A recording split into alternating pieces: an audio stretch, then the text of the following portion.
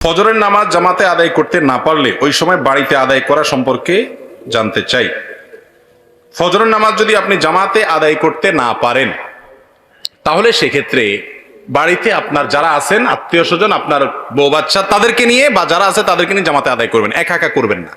আর এটা মাঝে মধ্যে হতে পারে, নিয়মিত যদি এটা হয় তাহলে আপনি ভালো মুসলমান হতে পারলেন না।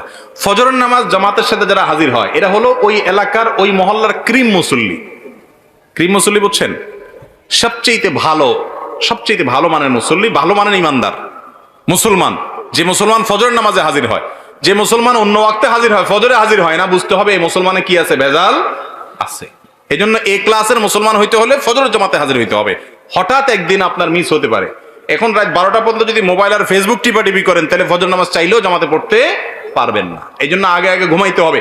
আগে ঘুমানো স্বাস্থ্যের জন্য উপযোগী, সুন্নাহ সম্মত। দেরি করবেন না। মোবাইল টিপাটিপি করেন দিনের বেলায় করেন। শয়তান দেখবেন মোবাইল টিপার মধ্যে সবচেয়ে বেশি মজাটা দেয় রাতে, ঠিক না? বিশেষ করে বিছানায় শুইবেন আর মোবাইলটা একটু আধা ঘন্টা 1 ঘন্টা টিপবেন না, এটা তো হতেই পারে না, ঠিক না ভাই? ঠিক। মোবাইলে মোনাজাত ধরে, মোনাজাত বুঝেন, এইভাবে 2 হাত দিয়ে ধরা মোনাজাতের মতোই তো।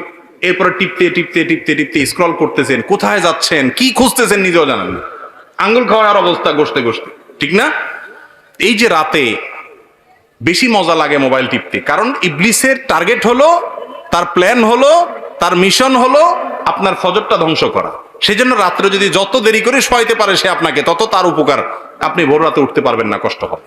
এই জন্য রাতে তাড়াতাড়ি শুইতে হবে। ফজর নামাজ কখনো মিস হয়ে গেলে বাসায় যারা আছে তাদেরকে নিয়ে জামাতের সাথে নামাজ পড়বেন, একা পড়বেন না। কারণ জামাতের সাথে নামাজ পড়লে একা নামাজ পড়ছে এতে 27 গুণ বেশি সওয়াব হয়।